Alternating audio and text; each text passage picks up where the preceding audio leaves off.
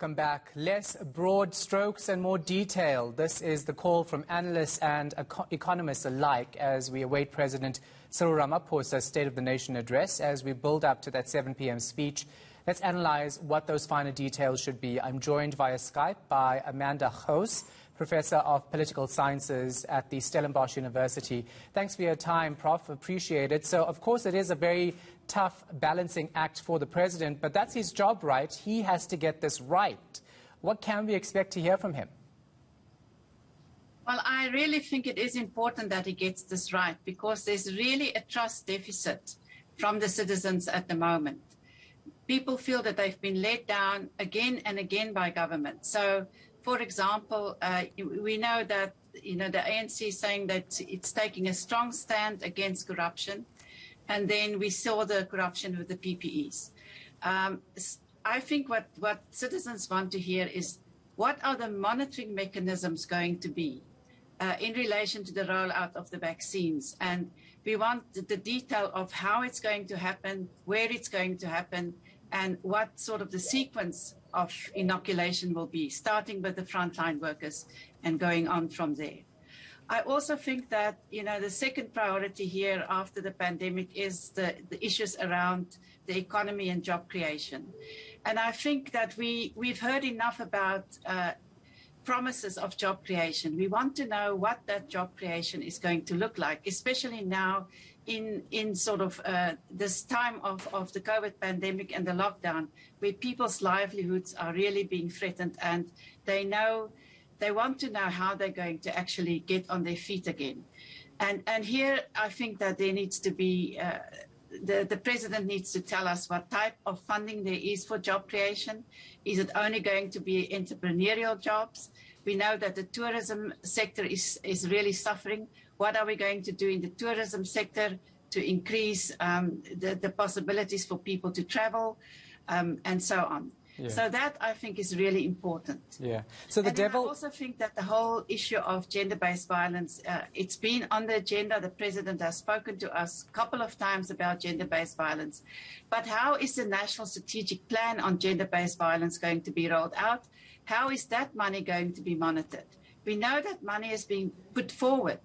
And now with the fund that the president launched last week, we want to know in connection with that money that's also linked to the corporate sector now. And I'm sure that the corporate sector will want to have some guarantees of how that money is going to be rolled out for the right purposes. So I think that's the type of nitty-gritty that the citizens want to hear from the president.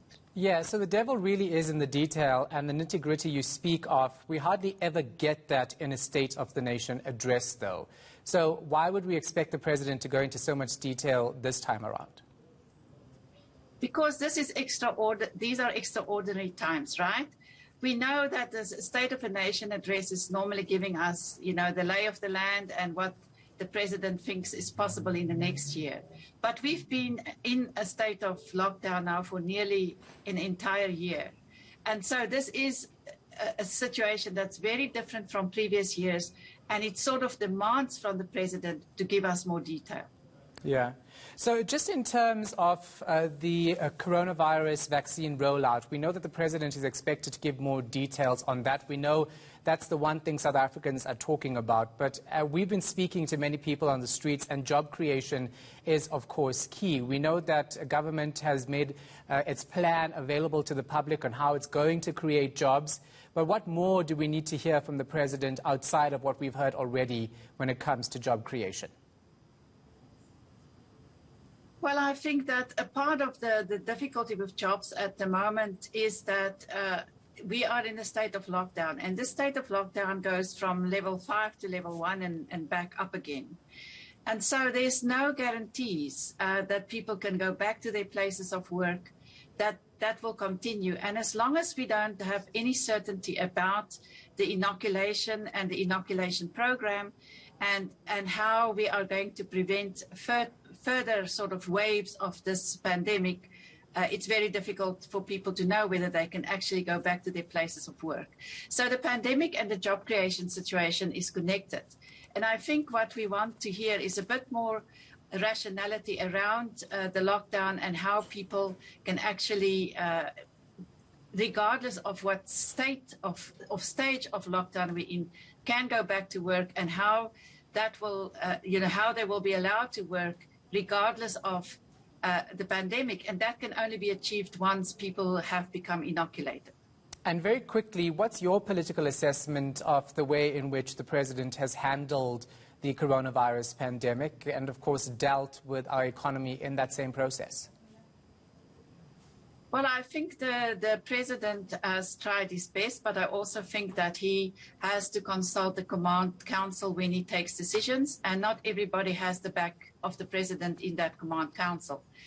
So he has handled it, but I think there's the issue of science, and we've talked about that a lot. Are they following the science, or are they following some political agenda? And if we look at how this whole issue around the sale of liquor has been handled, at some point we can buy alcohol, and then there are other points that we can't buy alcohol, and it doesn't really make a whole lot of sense. If you want to have those type of restrictions on the liquor industry, then differentiate within that industry.